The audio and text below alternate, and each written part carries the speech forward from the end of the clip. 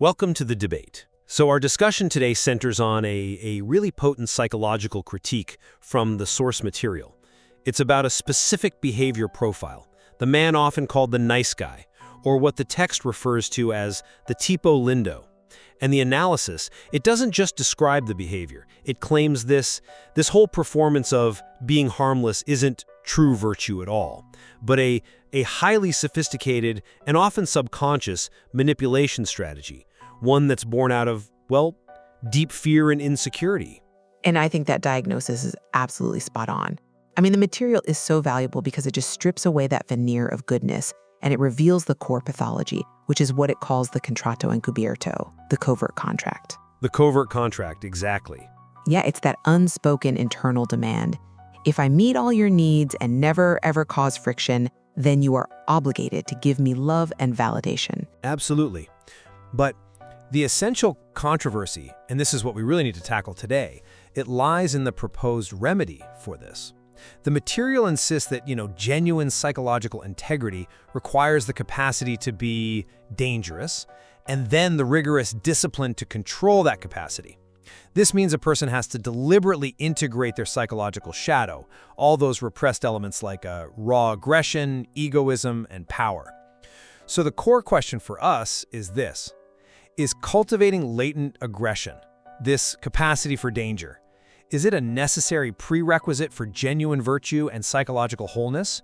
Or does focusing on danger just fundamentally misidentify the problem? And I'm going to argue that focusing the solution on cultivating a capacity for danger, it distracts from the true failing of the nice guy, which is really a failure of honesty and self-respect. And I'll be arguing that true respect and the ability to act virtuously, actually and counterintuitively, requires that integrated capacity for power and conflict. Look, my position is drawn directly from the material's most, I think, provocative thesis. True goodness is not the absence of harm. It's the mastery over the potential for harm. The material states that being genuinely harmless, inofensivo, is not virtuous. It's what they call debilidad biológica, or biological weakness. Just think about the analogy they offer. The rabbit isn't virtuous because it can't eat the wolf. It's harmless purely out of a biological limitation, not a moral choice. A powerful metaphor, certainly. Yeah. And this enforced harmlessness, the material argues, leads to repulsion biológico, a real loss of respect and vitality. The nice guy is passive-aggressive and manipulative for a very specific reason. He's repressed his shadow. He has denied his aggression, his desire for power, his own self-interest.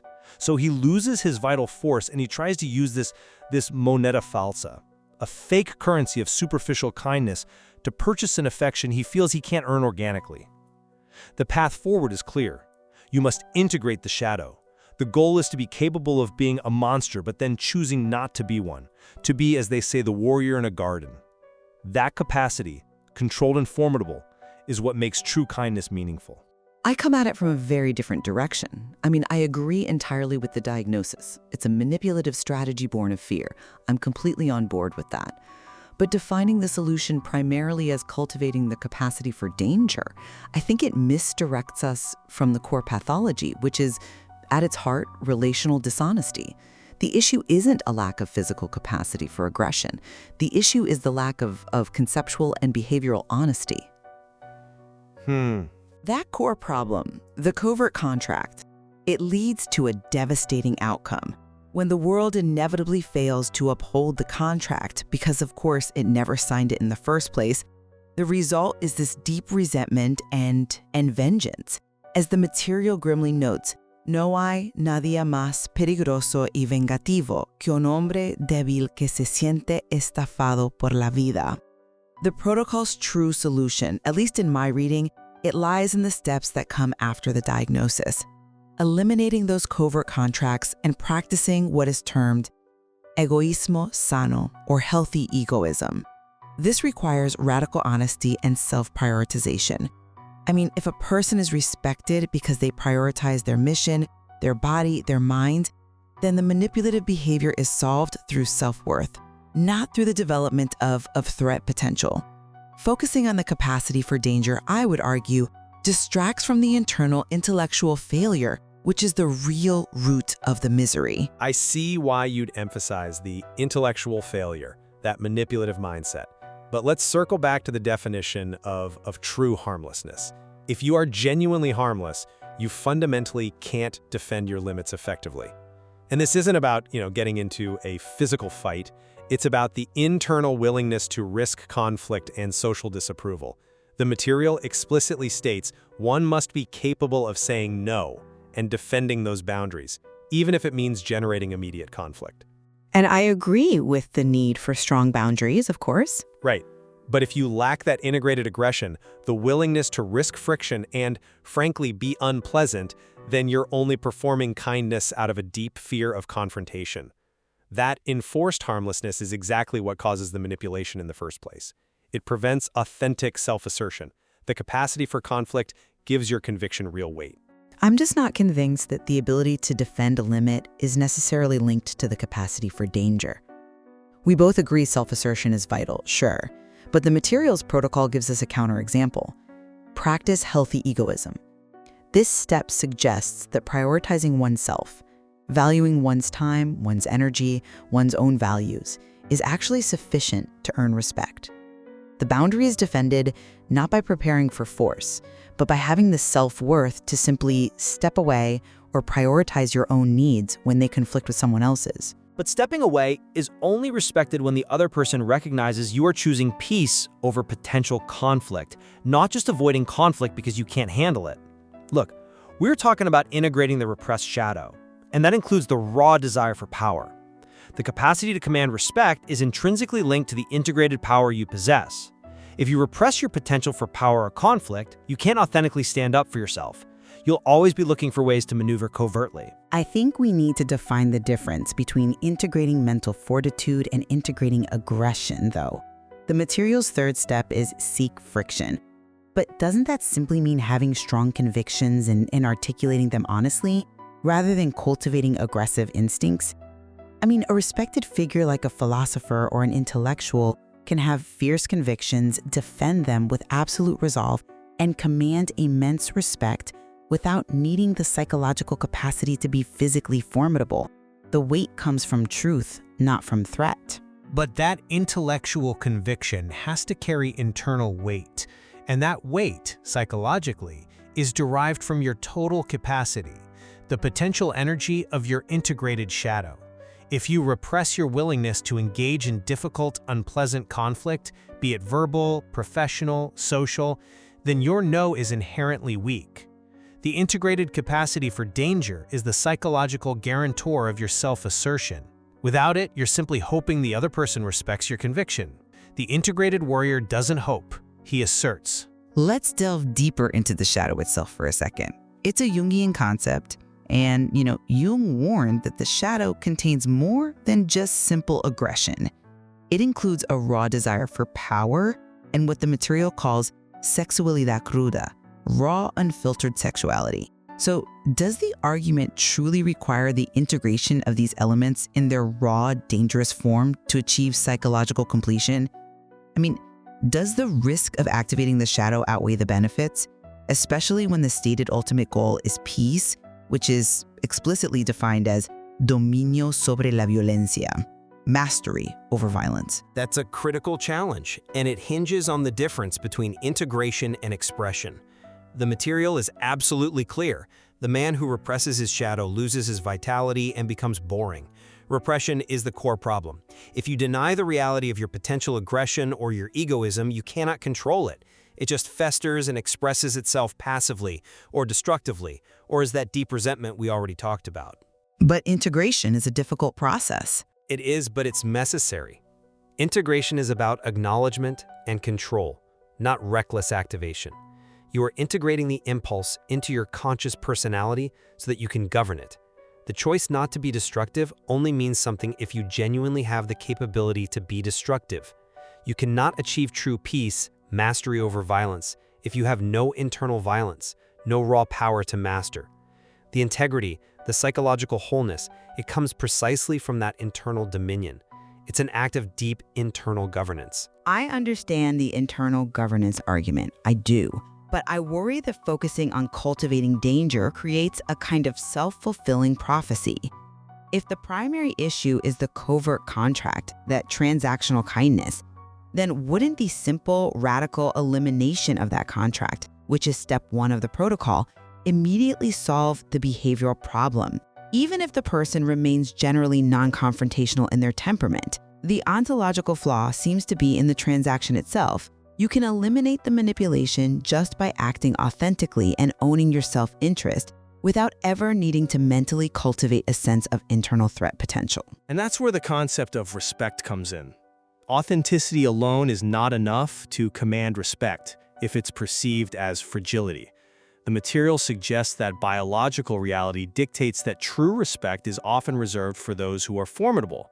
The man who is harmless is often dismissed, even if he's intellectually honest. The integration of the shadow ensures that your self-assertion, your honesty, is backed by substance. The capacity for danger ensures your honesty is taken seriously. But this seems to imply a fundamental misunderstanding of power dynamics in healthy relationships.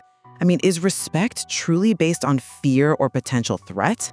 Or is true respect based on consistent self-prioritization and clear ethical communication? When you practice healthy egoism, prioritizing your mission, your schedule, your physical and mental health, people respect you because you respect yourself, not because they are afraid of the consequences of crossing you. I would argue the two are inextricably linked. You cannot respect yourself fully if you know deep down that you are unwilling or incapable of defending your most cherished values against pressure or challenge. The protocol itself forces the issue on this point. Step 3 is unequivocal. Busca la fricción. Seek friction. This is not a passive step. This isn't just setting boundaries quietly. It's daring to be unpleasant if necessary to defend your truth. Seeking friction could mean entering a heated intellectual debate or having a difficult conversation with your boss. But that still actively requires engaging the shadow's capacity for conflict, the willingness to lose social capital or face emotional fallout. If la calles bien a todo mundo, if everyone likes you, it's because you are editing yourself to avoid friction. Conviction inherently requires the capacity for conflict, and that is what the integrated danger provides. It proves you value your truth more than temporary comfort. I acknowledge that seeking friction requires profound conviction and mental fortitude. It requires standing firm and taking criticism. However, I maintain that conviction is not synonymous with cultivating latent violence. Consider the concept of the guerrero en un jardín, the warrior in a garden. Perhaps the warrior is purely a metaphor for mental and ethical fortitude, for unyielding integrity, rather than a necessity for literal aggressive capacity. The source material demands a strong ethical backbone, which I believe is achievable through self-respect, radical honesty, and eliminating the manipulative contract, all without needing to focus on integrating the capacity for physical or emotional destruction. But if the warrior is only a metaphor, the distinction between the metaphoric warrior and the nice guy becomes too thin. The nice guy wants to be seen as a warrior. The difference, according to the source material, is that the integrated man has actual teeth, even if he chooses not to bite. His calm is chosen, not imposed. The capacity for danger gives the choice not to harm real weight. If you strip away the genuine capacity for conflict, you're just back to a position where your boundaries can only be maintained by luck or the goodwill of others. I find that reading pessimistic about human nature and the power of honesty. I think we underestimate the power of radical self-assertion through honesty. Imagine a scenario. The nice guy who uses the covert contract is miserable. He stops the contract and says, "I am prioritizing my job or my sleep or my time." He is immediately respected because he's showing he values himself. That is not an act of aggression or danger. It is an act of ethical self-prioritization. But what happens when that self-prioritization is met with a genuinely hostile pushback? Someone who attempts to guilt or force him back into the old pattern. If his no is not backed by the internal fortitude, the integrated shadow that says, "I am willing to end this relationship or bear this consequence to protect my value," then he collapses back into appeasement. The integrated shadow is the fuel that allows him to withstand that external pressure without becoming passive-aggressive. It's the ultimate psychological defense mechanism. And that fortitude requires dominion over violence, yes. But I still argue that dominion comes from a cognitive shift, a conscious decision to prioritize truth over comfort, not the necessity of embracing the capacity for primal aggression. We need to flush out what exactly the integration of raw sexuality or raw egoism looks like in a healthy, integrated man, if not aggressive. If that egoism is integrated healthily, it becomes mission-focused, not self-aggrandizement. If the raw sexuality is integrated healthily, it becomes healthy connection, not crude desire. So the integration isn't about being dangerous. It's about channeling raw energy into productive, non-manipulative forms. Precisely. It is about channeling the raw energy, but you cannot channel something you have repressed. You must first acknowledge the raw, dangerous reality of that energy. The danger is not the goal. The acknowledgement of the danger is the necessary precursor to control. If you only acknowledge the polite, civilized, channeled version, you haven't actually faced the full shadow, and it will still control you sideways. And that's where our disagreement crystallizes. I see the danger element as a dangerous, pardon the pun, focus that distracts from the immediate behavioral fix, eliminating manipulation through self-respect. You see the danger element as the non-negotiable prerequisite for acquiring that self-respect in the first place. Exactly. Without the capacity for self-defense, self-respect is merely conditional. We have established a strong area of agreement. The nice guy operates from a place of fear and uses the covert contract, which leads to deep resentment and misery. My position remains that to truly break this cycle, the primary focus must be on achieving radical intellectual honesty, eliminating the manipulative contracts, and practicing healthy self-prioritization through egoísmo sano. While integrating the psychological shadow is crucial for completeness, I maintain that the capacity for danger is a secondary manifestation of true virtue, not its necessary precursor. The antidote to the nice guy is self-respect, which can be cultivated without relying on threat potential. And my position remains that the capacity for danger, meaning the integration of one's full, vital, and powerful nature, is essential. Because genuine respect and true virtue can only emerge when kindness is chosen from a place of formidable strength rather than offered from a position of fear and weakness. The peace sought is mastery over internal chaos and the potential for violence. The ability to defend your truth is inextricably linked to the vitality gained from integrating those repressed forces, be they aggression, power, or egoism. And the great challenge of this material is determining where that line lies between the necessary mental fortitude to withstand conflict and the psychological mandate to cultivate latent aggression. The value of considering these perspectives is clear. The source material offers a profound challenge to our common notions of goodness, forcing us to really examine the difference between authentic respect born of conscious choice and mere conformity driven by fear. It leaves us with the challenging task of exploring how these deep psychological concepts, the integration of the shadow and the capacity for conflict, translate into ethical action without becoming an excuse for the very aggression they seek to control. There is certainly much more to unpack in this critique of modern virtue.